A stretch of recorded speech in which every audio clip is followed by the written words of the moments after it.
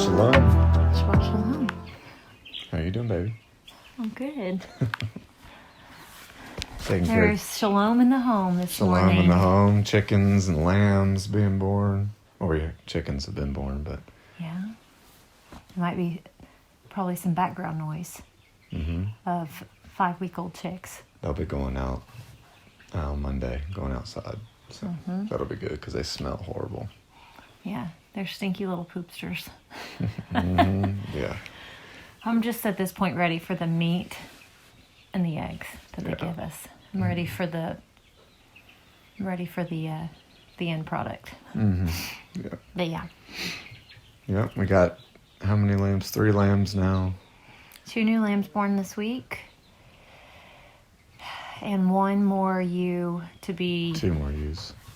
Well, 2 more ewes, but in the actual spring lambing season, Yeah.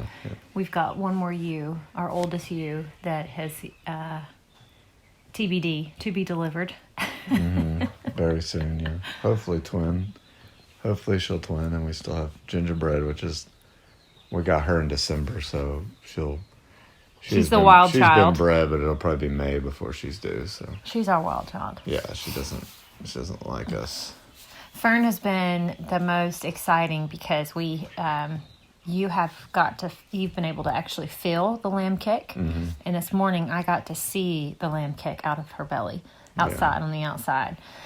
So her wool is very different than the others. So it's a lot more obvious with what's going on inside her belly. Her than wool's the already others. ruiing, so you can see it, Starting to separate and kind of tear off.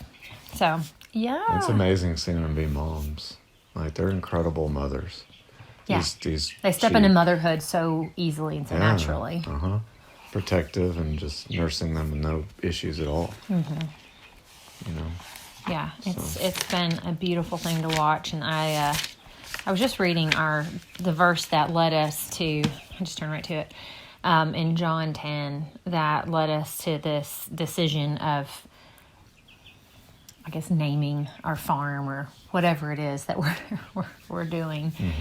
But I love this verse because Yeshua is speaking in John 10, and verse 11, he says, "I am the good shepherd. The good shepherd lays down his life for the sheep," which we know who our good shepherd is, but you also feel that way. You have that connection being shepherds, physical shepherds of actual sheep.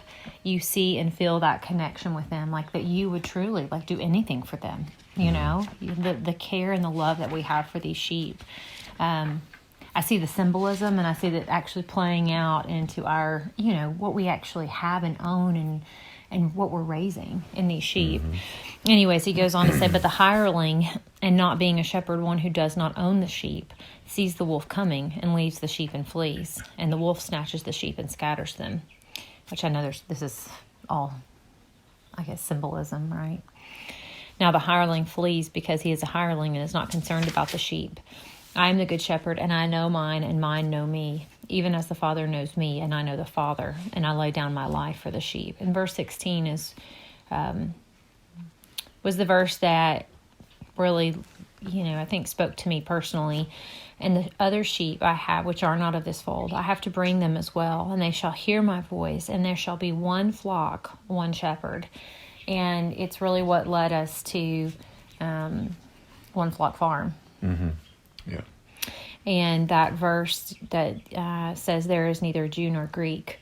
I wrote this in the margin of this, where this verse is. Yah didn't choose a race for himself. He chose a people to be set apart. And so we have the amazing blessing of being grafted in and being a part of this flock now. As we were talking this morning, being part of the lost tribes that Yeshua, right, was seeking and was pursuing, right? Anyways, we're talking about that, and I was just reading that verse this morning in John that it's just, and these lambs, they are becoming a part of this flock. We originally had 5, we had a gingerbread, and we have seen also in our flock how when you add a new sheep to the fold, how it's difficult, it's hard. Yeah. But eventually, they're grafted in, they're welcomed, they're a part of the family, they're part of this. But the lambs, just, I don't know, they just naturally integrate. Yeah. Yeah. Well, it's interesting. So Gingerbread was the addition to our flock. She was a ewe we got in December. And she, like you said, she was fine. I think she would have come in just easily, but the ram doesn't like her. The ewes had to kind of establish a pecking order. A flocking order. Yeah, a flocking order with her. And, but she is still expected, the same expectations as our original flock. She is still expected to maintain those expectations. Just because she is a new sheep from a different flock and she's been grafted in, it doesn't mean she has a different set of rules. Yes. She feeds at the same time as the whole flock. Yes. She does everything with them. She lays down and chews the cud at the same time as them. She has integrated to their rules, not the other way around. She's not established her own rules, her own instruction. So when we read, That's verse good. 14, I am the good shepherd and know my sheep, and I am known of mine. As the Father knoweth me, even so I know the Father. It says, I am known of mine. And we know this is Matthew 7, which when it talks about, flee from me, you workers of iniquity, workers of lawlessness, I never knew you. Yes. And we know to know the Father is 1 John 2:3. As easy as 1, 2, 3, right? Right. 1 John 2:3. And that is... I'll read it. Yeah. Well, I'll read it just so that way we don't To know the Father is to keep his commands, but it would... Yeah, I can't remember how it's exactly quoted, so... I've got it.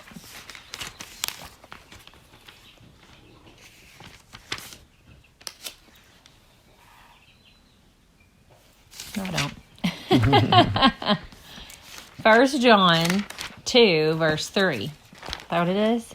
1 John 2:3. And by this, hereby, yeah. and by this we know that we know him if we guard his commands. Wow, full circle. So we know him. If we know him, we have to guard his commands. We have to keep his commandments. He doesn't adopt us into the sheepfold or into covenant with him. He doesn't adopt us as his people to just break the commands, If you were to adopt a child into your family, you wouldn't just, let them be with your kids and hang out with your kids, but have a whole different rule. Right, set of standards. Yeah, they can go to bed whenever they want, a different time. They can eat whenever they want. Exactly. They would all have the same standards, same rules that you have for your own kids. Yeah. For your firstborns, your firstborn. And so it's, once again, it's Torah full circle. Yeah. And if you read the scriptures in its entirety, it's always been Torah, and it's always will be Torah.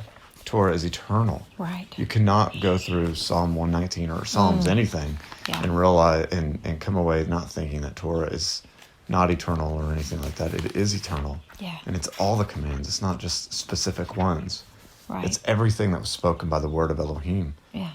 That's why it's truth. Mm-hmm. That's why when the word came as flesh, he is truth. Yeah. And his words are truth. Word of truth. I just read that. So the verse right after 1 John 2:3, it's as easy as 1, 2, 3, as you said. The verse right after that is a verse probably that I would have said growing up. I know who God is. I know God. Sure we did. For 30-something years we had said, I know him. Yeah, I know him. I have a great relationship with him. I go to... Wow. There's Chickens. chicks. Yeah. I go to church. I read my Bible. I do my devotions. I have this quiet time with him. I'm involved. I'm plugged in, as I was once told in church. Well, you're serving in the nursery, so you're plugged in. But when you read that next verse, what John says, he says, the one who says, I know him, and does not guard his commands is a liar, and the truth is not in him. The Torah. Mm-hmm. The Torah is not in him. The instructions are not in you. If you say, I know the Father, I know God, I know Yahuwah, but we don't guard his commands, we don't believe that they're eternal, we don't believe they're everlasting from generation to generation. If we don't believe that, all 600, we guard all of them, even though they don't all apply, 618, whatever it is. They don't all apply to us. but we guard them, we protect them. You know, we believe in them. Anyways, I love that, because that would have been me up until just a few years ago. You know, the truth wasn't in me. I mean, I do believe I think it's there. Yeah. If you're a believer. But something that you just said in Psalm 119, I just flipped right to it, and we went through and read Psalm 119. We've read it multiple times, and I've honestly tried to count the number of times in Psalm 119 that David refers to the Torah, commands, ordinances, witnesses, orders. And I can't count them. They're like, it's almost every verse. It's almost every verse. But I love. How many times have we read Psalm 119 pre-Torah, pre-being observant to His law, and not seen it? Yeah, and I honestly don't think that Psalm 119 was like resonated with me, or was even something that I would probably say I went and read a lot of as a Christian. You know, I've read it, but it wasn't something. You know, you just quote kind of the things that seem easy. Mm-hmm. This is easy now, but this is probably not an easy psalm, and it didn't make sense to me either. So I'm like, what law? You know, what do you mean? Like, okay, David, you love the law, but I mean, it doesn't apply to me. You know, so it doesn't mean as much to me. It means everything to me now when I read it. But I love verse 43 and 44. It says, "And do not take away from my mouth the word of truth entirely. For I've waited for your right rulings. I've waited for your judgments, that I might guard your Torah continually forever and ever." It doesn't stop. Yeah, not till it was done away with. It's not temporary. Yeah. And it's just beautiful. It is absolutely beautiful. You can't, it's just beautiful. Anyways, we're about 12 minutes in now, but this is awesome. I love doing this. Mm-hmm. Well, Where the Spirit leads, we will go. I mean, we never finish anything. Because it's just bouncing around on rabbit trails, and it's amazing. Yeah. I mean, I love it. You can't read Psalms. I'm sorry, if you are a Christian who loves Psalms and you believe the Torah is done away with, I don't know how you believe Psalms. Well, how you read it and even internalize it. I think if you're going to do away with Torah, you have to do away with the Psalms. I mean, and pretty much you have to do away with all the Tanakh, but at least you will have to do away with Psalms, because it's so pro-Torah, and it's so, I mean, this is David, a man after Yahweh's own heart. And it even starts out, and I love chapter 1. I'll just read it real quick. Yeah. Psalms 1. This is the very beginning of Psalms, which is amazing. And you can glaze right over it. Gloss right over it. Yeah.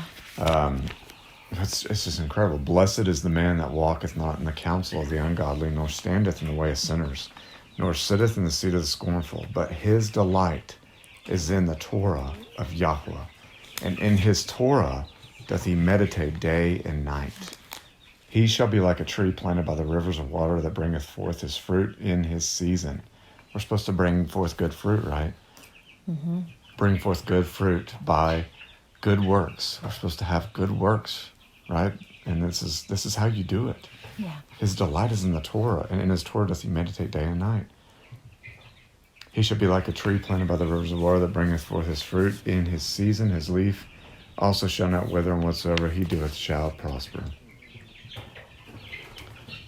And I love this tie back to Jeremiah 17, 8, because there's really nothing new under the sun, right? So Jeremiah here, I don't know who came first, Jeremiah or David. I don't know who lived first. David. So Jeremiah must have been reading, I mean, again, or maybe the Spirit spoke to them. But he says, "For he shall be like a tree planted by the waters, which spreads out its roots by the river, and does not see when heat comes, and his leaf shall be green, or his leaf shall not wither. And in the year of drought, he is not anxious, nor does he cease from yielding fruit." Mm-hmm. So it's just... And this is someone who delights in Torah, meditates on Torah. And what I love is the word delight. I mean, this isn't just about some burden law that you have to try to keep, you actually love it. Yeah. I mean, it was yesterday, and I was just looking forward to, it's like, my body needs today. My body needs a Shabbat. Yeah. I can feel it. And I was like, and your soul needs to be refreshed with the word. And I'm so looking forward just to really, honestly, do nothing. Lay around all day, read scriptures, pray, seek Yah. I'm delighting in it. And we are so looking forward to the feast, the spring feast days that are coming up. Yeah.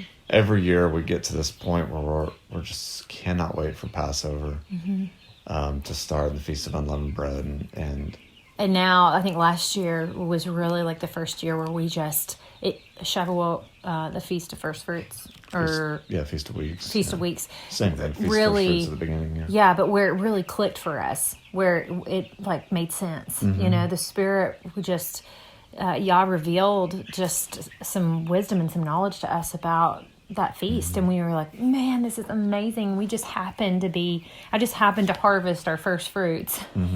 Yeah, the book of Jubilees gives you a lot of information on the Feast of Weeks. Yeah. A lot of information that you don't get from Torah. Yeah. I won't say that I'm not from Torah, from the first 5 books. Right. Yeah. I mean, it's still instruction. But, anyways, shall we read? Yes. So we are in Genesis 3. Targum. All right. And the serpent was wiser unto evil than all the beasts of the field which Yahuwah Elohim had made. And he said to the woman, Is it truth that Yahuwah Elohim has said, You shall not eat of every tree of the garden? And the woman said to the serpent, From the rest of the fruits of the trees of the garden we have power to eat, but of the fruit of the tree which is in the midst of the garden, Yahuwah has said, You shall not eat of it, nor approach it, lest you die. In that hour the serpent spake accusation against his Creator, and said to the woman, Dying you will not die, for every artificer hateth the son of his art. For it is manifest before Yahweh, that in the day that you eat of it, you shall be as the great angels, who are wise to know between good and evil. So, I mean, something really awesome is what the serpent says through the spirit or I guess words of Hasatan, Satan. Right. Here. And it's so interesting. I mean, what he says, is it truth that Yah has said? Like he's saying, are you sure that's true? Yeah. What he said? Is that the truth? And it's just amazing because he's still saying that today. Right. Like creating doubt and question. Yeah. Is Torah truth? Are you sure? Are you sure you're not being deceived? You know, or anything. I mean, there's so many things, you know. Like what is truth, right? And this is interesting. Dying you will not die, for every artificer. Yeah, that's definitely hateth the son of his art. What does artificer mean? I don't know, maybe creator or something? I guess we should Google it. Is that your stomach? Yes.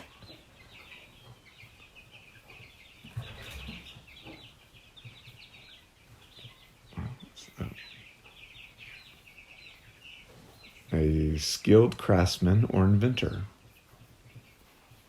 So every inventor hateth the son of his art. The son. Where are you at? I'm trying to follow. Okay, there it is. Or every inventor hateth the son of his art, for it is manifest before Yahweh. And this is I guess the son would be Adam, the son of man, the first son of man, right? Mm-hmm. So this would be Adam. So the serpent is telling him basically he doesn't like you because he's keeping you from being like the angels. Yeah. So it says you will be as great as the angels who are wise to know between good and evil. Well, which is fascinating, you know, and because it says you shall be like Elohim, you know, but even more so, you're going to be like the angels that are probably, you know, they see that are probably in the garden and around the garden and up in, you know, they can probably see, right? Mm-hmm. Wow. I'll continue. And the woman beheld Samael, the angel of death, Wow. and was afraid.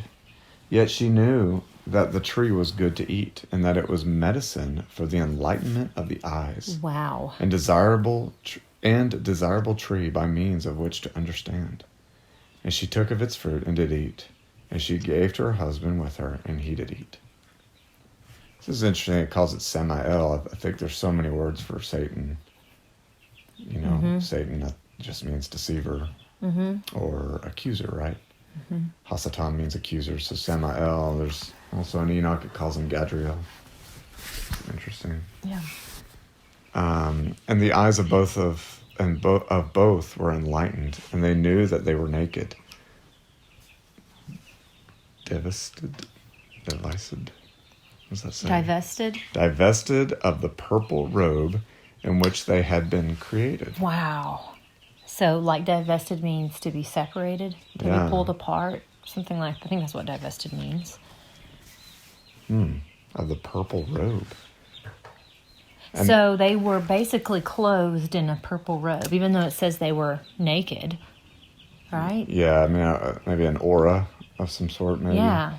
I don't know. But there's more, like in the book of Adam and Eve, talk about them. They had light bodies made of light. Yeah. That's an amazing book to read. That was the first biblical text outside of the canon that I read that was mind-blowing. Yeah, it just was incredible. Amazing. It was an amazing compliment to Genesis and to really the story of Adam and Eve. And they saw the sight of their shame, and sewed to themselves the leaves of figs, and made to them cinctures. Leaves? Yeah, so the leaves of figs made to them cinctures, like sewed them together. Cinctures, I don't know. Loin coverings? I guess so. Out of figs. I seem to remember somewhere that the fig leaves were of the same as the fruit of the tree, knowledge of good and evil. That they took the leaves, so they were figs, possibly. That they might have eaten. Possibly a fig tree, right? Yeah. Well, it's kind of funny that they then had to clothe themselves, if that's true. They clothed themselves with the leaves from the tree of which they weren't supposed to eat of. Yeah. Almost like they had to clothe themselves in the shame in which they sinned in. Yeah. You know? Mm-hmm. That they were literally covered in shame from their sin. And they heard the voice of the word of Yahweh Elohim. Here's the word again in the garden. Walking in the garden in the repose of the day. And Adam and his wife hid themselves from before Yahweh among the trees of the garden. And Yahweh Elohim called to Adam and said to him, Is not all the world which I have made manifest before me, the darkness as the light? And how hast thou thought in thine heart to hide from before me? The place where thou art concealed do I not see? Where are the commandments that I commanded thee? Which is incredible. Where are the commandments that I commanded thee? And he said, The voice of thy word heard I in the garden, and I was afraid, because I am naked, and the commandment which thou didst teach me I have transgressed. Therefore I hid myself from shame. And he said, Who showed thee that thou art naked, unless thou hast eaten of the fruit of the tree, of which I commanded that thou shouldest not eat? That's amazing. I mean, he's ashamed because he transgressed the covenant that he had. He transgressed the commandment. Yeah. And it was an agreement, a covenant, a promise between him and Elohim. Yeah, and the first thing that Yahuwah says to him, which is, it's not in my text, says, Is not all the world which I have made manifest before me? Basically, is he saying, I'm asking this question, like made manifest, like that I created, basically? Is that what he's saying? Like, yeah, is it not all before him? Like I see everything. Yeah, he sees everything. I know you're trying to hide yourself, and not everything is right in front of me. I see it all. And the darkness is as the light. That's interesting. Good and evil, yeah. Yeah. And that goes back to our previous conversation in Genesis 1 about light and dark, good and evil. What's that verse that says, have nothing to do with the works of darkness, rather expose them? Yeah. So it's like the works of darkness are before him as the light. Yes. He sees everything. Oh, that's right. That's good. Yeah. Are you finished? I'm sorry. Yeah, go ahead. Yeah. No, and I love that he's walking in the cool of the day. Yeah. I mean, that is awesome, because that's what, there's like a desire within me, and within all of us, I think, that we like, we walk our land as the sun's going down. Yeah. Or in the morning.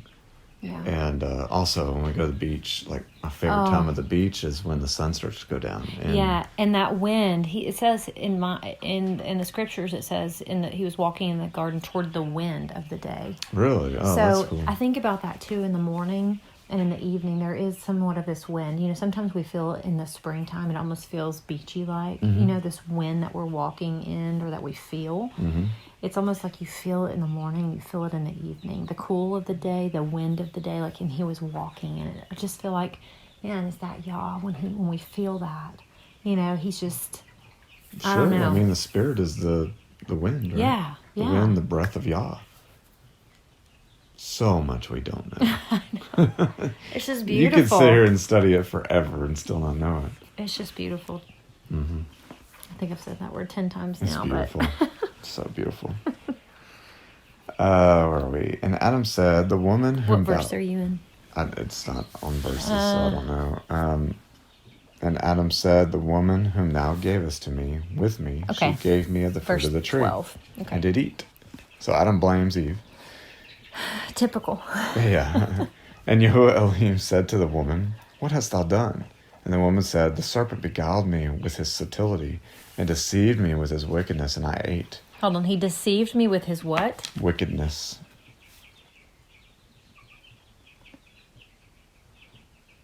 Okay.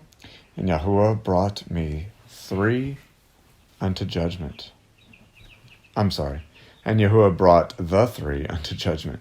And he said to the serpent, because thou hast done this, cursed art thou of all the cattle, and of all the beasts of the field. Upon thy belly thou shalt go, and thy feet shall be cut off. And thy skin thou shalt cast away once in 7 years. Let's pause because we know that that's not in here. That Yes, his feet were cut yeah. off. So the serpent had feet. Yes. Nahash is what the word is here. Nahash had feet. Why does it sound familiar? Nahash. I think Nahash is the Hebrew. Yeah, but that sounds like something I've heard before for some reason. Okay, so Yes. on your belly you are to go.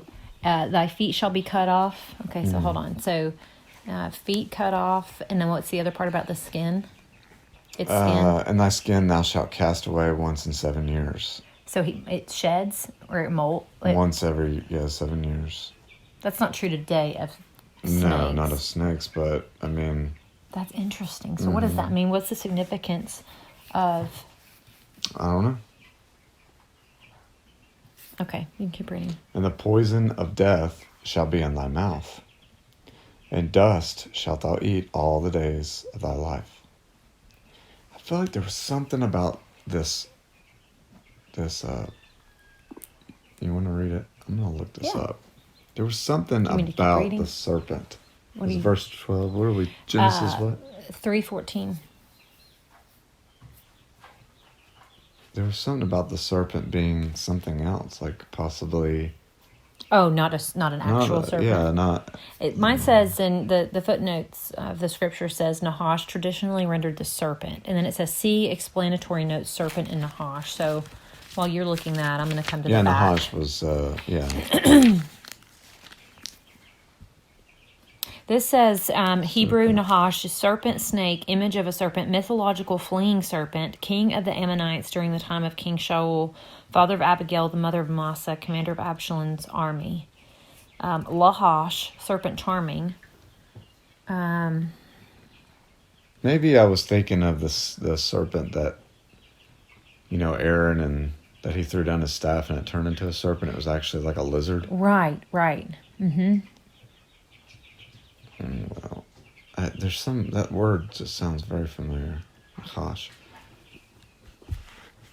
And I will put enmity between thee and the woman, and between the seed of thy son and the seed of her sons. And it shall be, when the sons of the woman keep the commandments of the Torah, they will be prepared to smite thee upon thy head.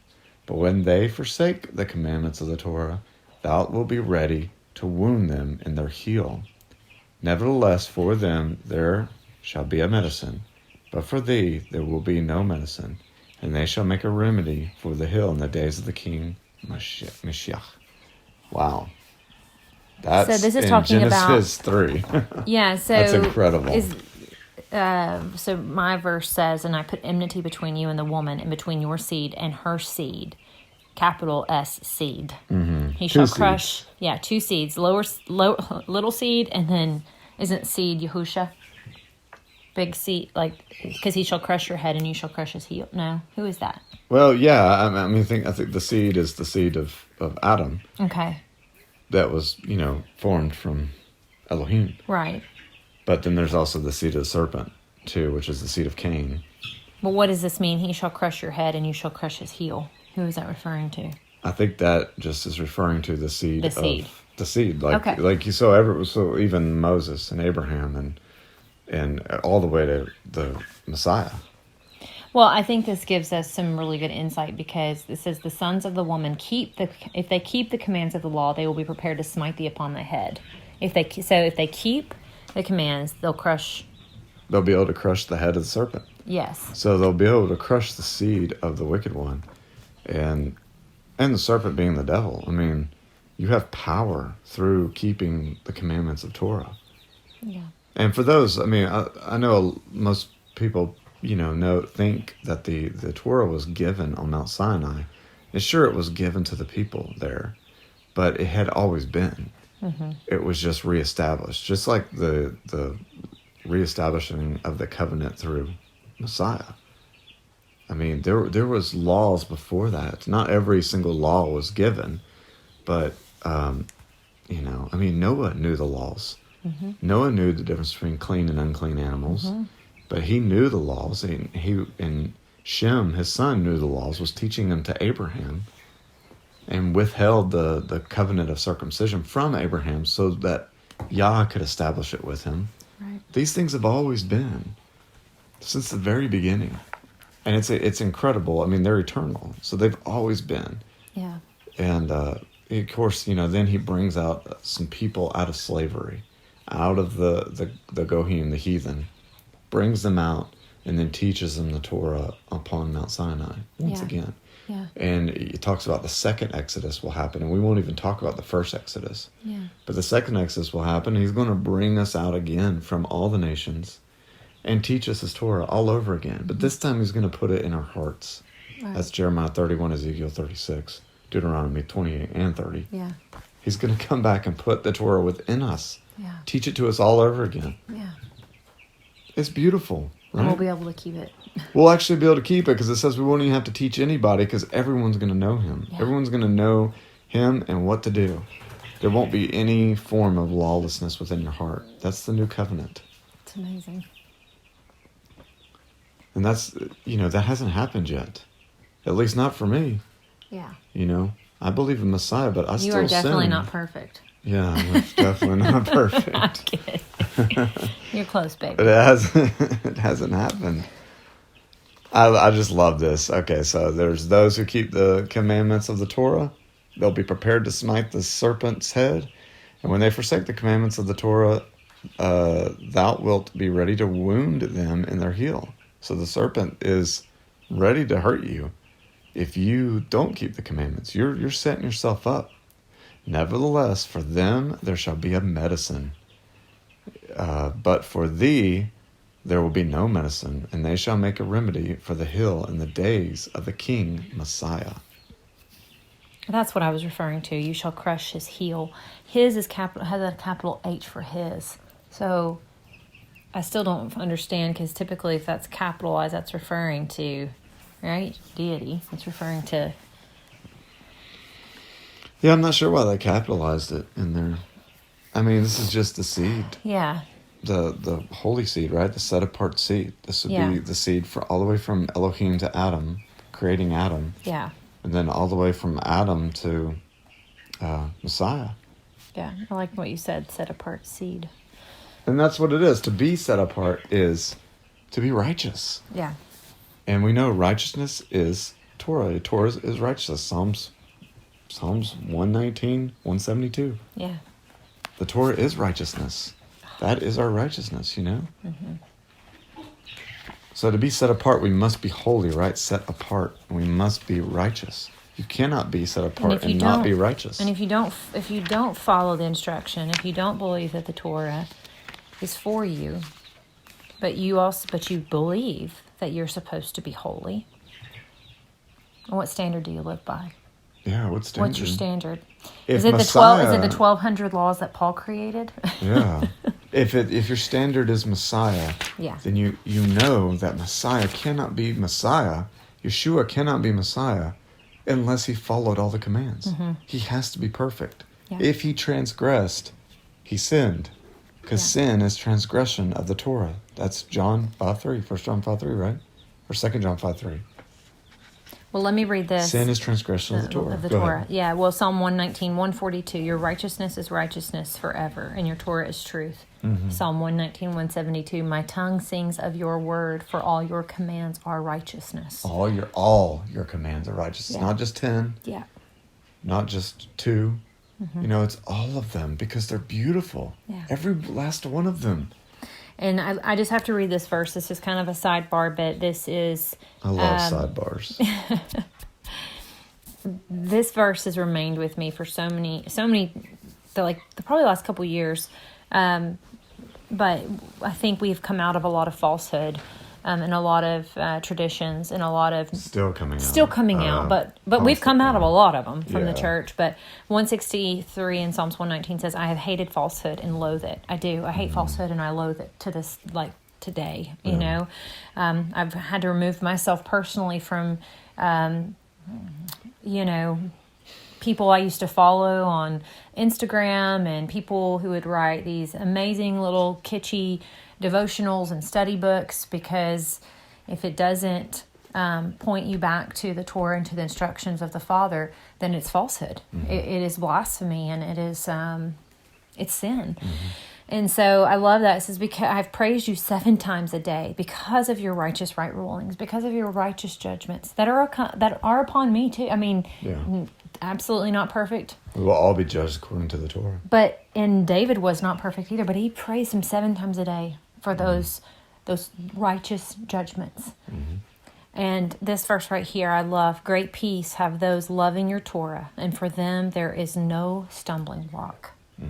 And so when you read that, you can read the New Testament. Let me just put it this way: when you have Torah in your heart, when you are guarding Torah, and you can read, I'll say the canon. You can read the Bible as it is, cover to cover. I may not understand everything in it, but I can definitely see where there are certain people in the newer writings that can create stumbling blocks. And I can Paul is a stumbling block, and a stumbling block is someone who would bring you away from the Elohim, from our Elohim.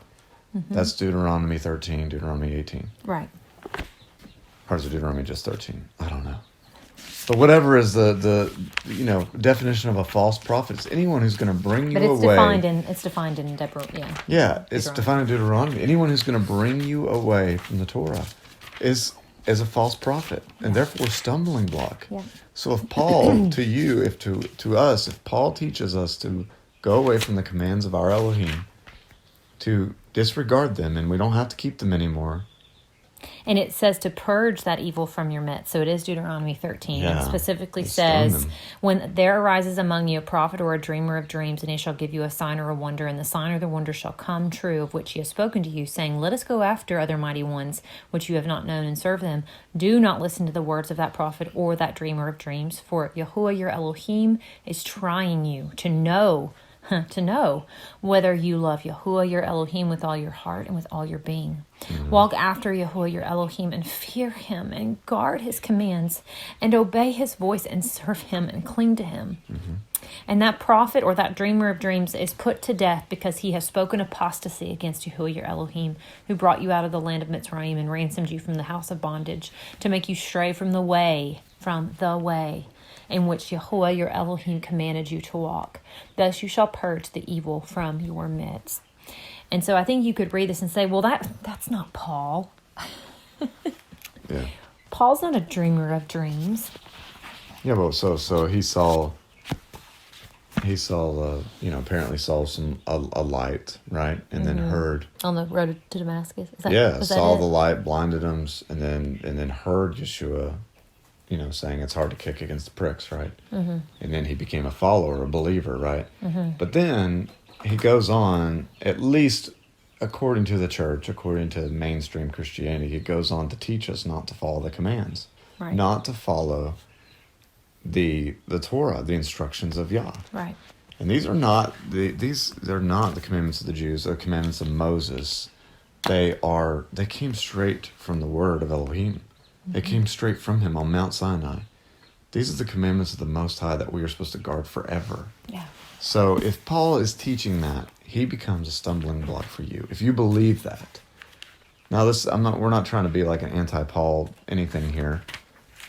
Because honestly, he's not a stumbling block for us. I don't care what Paul says. If he really says, I do think a lot of his words have been messed with. But if he really says don't keep the commands, then unfortunately, according to Yahuwah, he is a false prophet. Yeah. Not according to me. I don't get to decide who's a false prophet.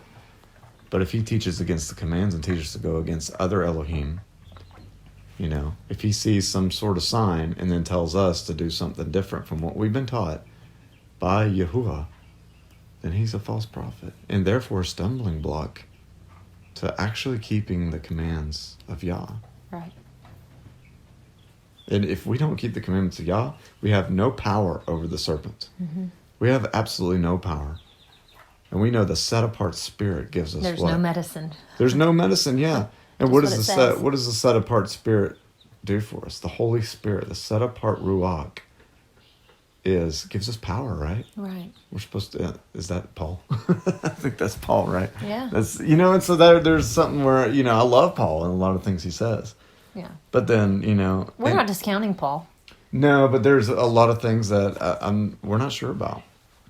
Honestly. Yeah. I would rather say I'm not sure about it than say, no, he keeps Torah perfectly, or no, he teaches against Torah. Yeah. Deciding in either way just shows that you haven't read the full text, because plenty of times Paul is keeping Torah. But also, and the feast days. And the feast days. But plenty of times Paul seems to preach against Torah. Yeah. So I can't say that Paul is pro-Torah 100%, nor can I say Paul is pro-Christianity 100%. Yeah. He's in between, and that's probably the worst and scariest position to be, because that's a deceiver. That's a wolf in sheep's clothing, acting like a sheep, but really a ravenous wolf, right? Yeah.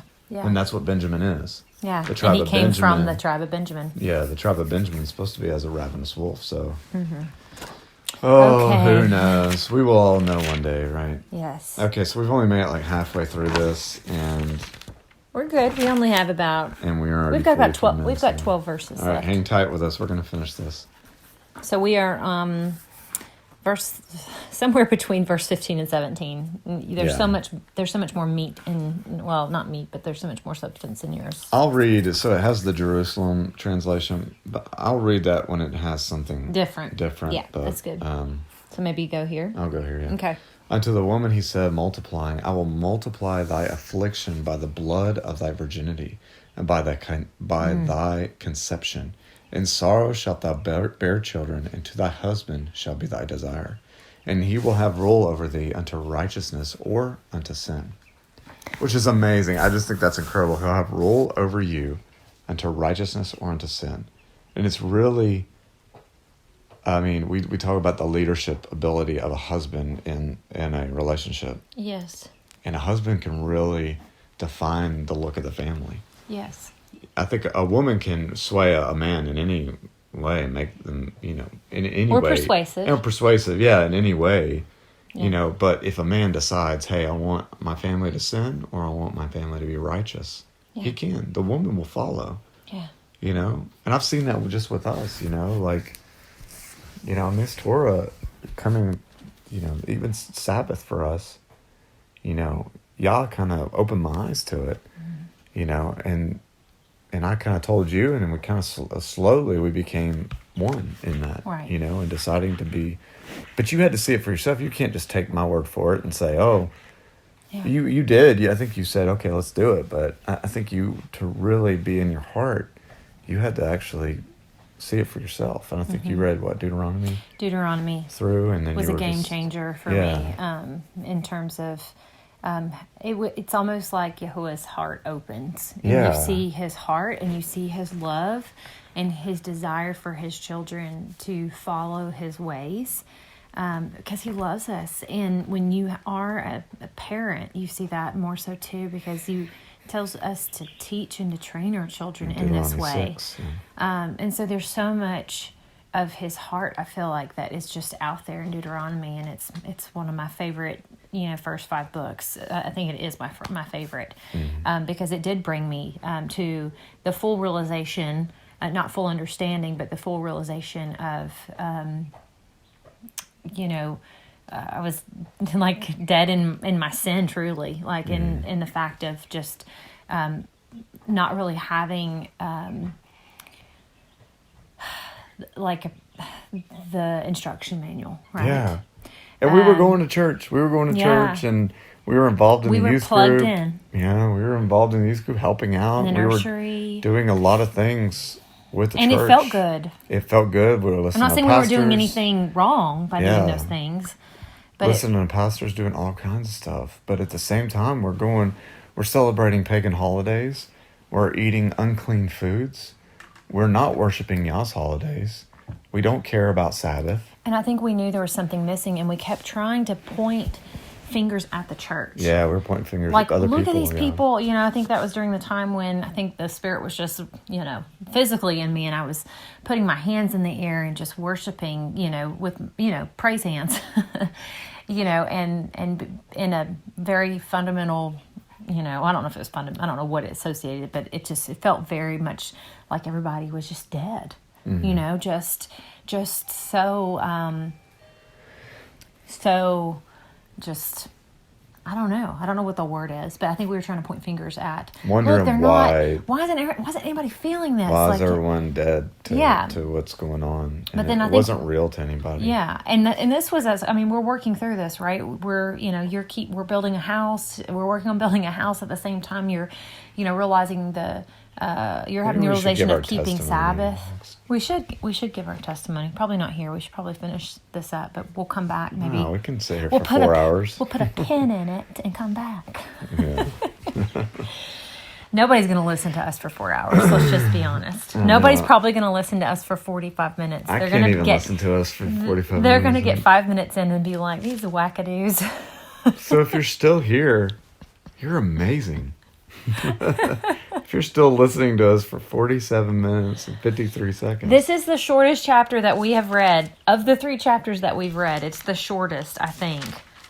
And baby, why are we doing this? Why are we even recording ourselves? We're not trying to teach. No, and we're not trying to no. bring glory to us in any way. We're reading and learning and uncovering and discovering. Yeah. And it's God's our job. word. It's our job as Yah has given, and I say this in the most humble and meek way I can, as Yah has given us truth and given us wisdom, set apart wisdom through his Ruach HaKodesh, that we give that back through. He gives us that wisdom to give back through the words of man. Yes. Through the lips of man. And you just read that from... I just read that from Sirach, Ecclesiasticus. And this is how he does it. Think of all the words of wisdom we got. They've all come from man. Yes. I mean, Yah has spoken things. Through him. Yeah. Yeah. Spoken things. The vehicle was man. Yeah, but the word of Elohim came to Jeremiah. The word of Elohim came to Ezekiel, through Moses, to Noah, through all these people who wrote these amazing books that are just mind-blowing. And it's our duty as children of light. By the way, light is Torah. Yeah. As children of light, we should be speaking and be salt in this earth that has lost its saltiness. There's no more salt in this earth. Yes. You got so many people online right now preaching and teaching. Yes. And that it could care less about Torah. Could care less about the actual light of the word. Mm-hmm. And there's no light in that. What does it say? If they speak not on these things, to the Torah and to the testimony, if they speak not on these things, it's because there is no light in them. Right. They're darkness. Yes. If they're not talking about the Torah, they're darkness. Yeah. I know that's harsh words, but it's the truth. That's in Isaiah. And Yeshua says, "Let your light so shine before men, so that they see your good works." We're still. I mean, this is good works. Yeah, Psalm Is necessary. 623 is light. Psalm 623, Torah is light. So let your light, let Torah shine before men, right? So that they see your good works and praise who? Abba, our Father who's in heaven. Yeah. You know? It's all about praising Him. Yeah. We're not teaching and we're not trying to bring glory to ourselves. And sidebar, the verse right after that says, "Do not think that I came to destroy the Torah or the prophets. I did not come to destroy, He but says to it complete." Twice. So what good works? You just said, they may see your good works and glorify your Father which is in heaven. Ephesians 2:10. This is Paul. We are His workmanship, created in Yeshua HaMashiach, unto good works. What good works? Which Elohim hath before ordained that we should walk in them. Yes. The good works that He had before ordained, the Torah, the Torah. righteousness, the light. Yeah. Do we want to end it there? Well, why don't we just finish reading? There's really only 12. Can we just read it? All that. Okay, we can do it. Yeah, just... But to Adam he said, Because thou hast hearkened to the word of thy wife, and hast eaten of the fruit of the tree of which I commanded thee, saying, Thou shalt not eat of it, accursed is the ground in that it did not show thee thy guilt.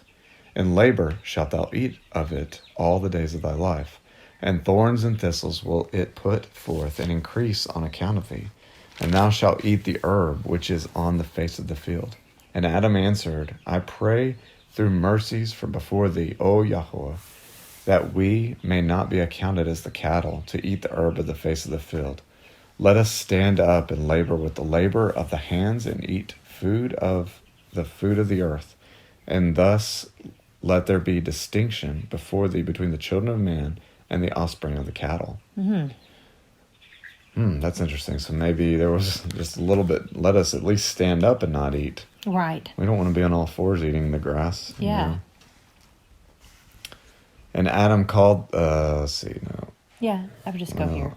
Well, it ends right here. Okay. By the labor of thy hands thou shalt eat food, until thou turn again to the dust from which thou wast created. For dust thou art, and unto dust thou shalt return. For from the dust it is to be that thou art to arise, to render judgment and reckoning for all that thou hast done in the day of the great judgment. And Adam called the name of his wife Chava, or Hua, because she is the mother of all the children of men. And Yahuwah Elohim made to Adam and to his wife vestures of honor from the skin of the serpent, which he had cast from him upon the skin of their flesh, instead of that adornment which had been cast away, and he clothed them. So that's interesting. The skin of the serpent is what they're wearing. Mm-hmm. And this could be the same vestures, the clothing that Nimrod had. Mm-hmm. That maybe even Noah had, was taken by Ham, given to Nimrod. I don't know. Sidebar. Yeah. And Yahuwah Elohim said to the angels who ministered before him, Behold, Adam is soul on the earth, as I am soul in the heavens above. And it will be that they will arise from him, who will know to discern between good and evil. Had he kept the commandments which I appointed to him, he would have lived and subsisted as the tree of life forever. But now, because he hath not kept that which I prescribed, it is decreed against him that we keep him from the Garden of Eden, before he reach forth his hand and take of the tree of life. For behold, if he eat thereof, living, he will live and subsist forever. And Yahuwah Elohim removed him from the Garden of Eden, and he went and dwelt on Mount Moriah, to cultivate the ground from which he had been created. And he drave out the man from thence, where he had made to dwell the glory of his Shekinah, at the first between the two cherubim. Cherubims, yeah. Before he had created the world, he created the Torah. Wow. Before he had created the world, he created the Torah. He prepared the Garden of Eden for the righteous, that they might eat and delight themselves with the fruit of the tree, because they would have practiced in their lives the doctrine of the Torah in this world, and had maintained the I can't even read. Where you going? Where you going? Oh. Keep reading. All right, let's start. This is amazing.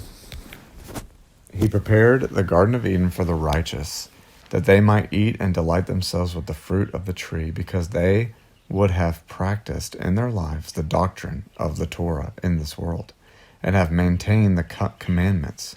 But he prepared Gehenna for the wicked, which is like the sharp, consuming sword of two edges. In the midst of it, he hath prepared flakes of fire and burning coals for the judgment of the wicked, who rebelled in their life against the doctrine of the Torah. Oh my goodness. This is why we desire so much for people around us to follow the Torah. Yeah. To just seek it. We're not following it correctly and perfectly, but we seek it and we guard it. Mm-hmm. To serve the Torah is better than to eat of the tree. Wow. To eat of the fruit of the tree of life. The law, the Torah, which the word of Yahuwah prepared, that man in keeping it might continue and walk in the paths of the way of life in the world to come. Ooh, that is amazing. Mm-hmm. That's beautiful. Incredible.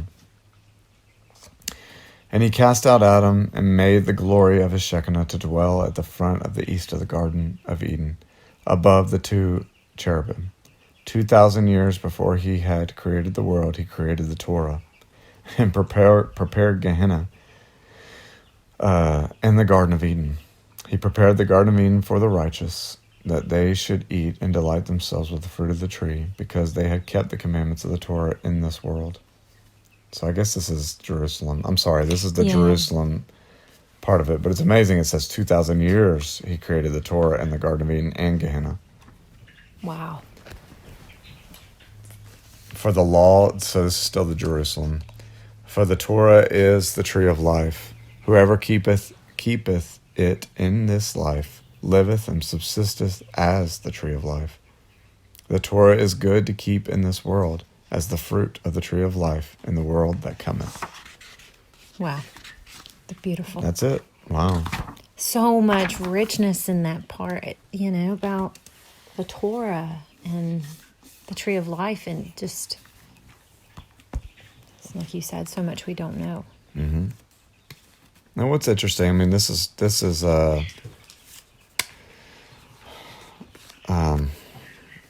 so much the word of Elohim in this. The word of Elohim was in the garden, talking about King Mashiach, mm-hmm. And this was, if this is just rabbinical teachings, it's amazing that they would include the word, because we find out through John that the word is Yeshua. Right. The word became flesh and dwelt among us, So they would be almost giving credence to the New Testament, which they wouldn't believe in, Mm-hmm. So, it just gives some validity to the Targums. Yeah, it's a good way of putting it. And all these are just, rewritten. We don't have the original scriptures that Moses was handed down. Mm-hmm. The original Torah. If Moses did write Genesis, I know he's supposed to have, but I don't know if he really did or not. Yeah. Anyways, this is amazing. So maybe next week we can share our testimony or share something else. Maybe we don't need to read the whole time. I don't know. But this is incredible. I think there's chicken fighting going on downstairs. We must stop the chicken fighting. Yes, we will continue to figure out, whatever y'all leads us to do with this. Yeah. We will do. Yeah. So thank y'all for listening. It's been an hour right now. Mm-hmm. So have a great Shabbat. Shabbat Shalom. Shabbat Shalom.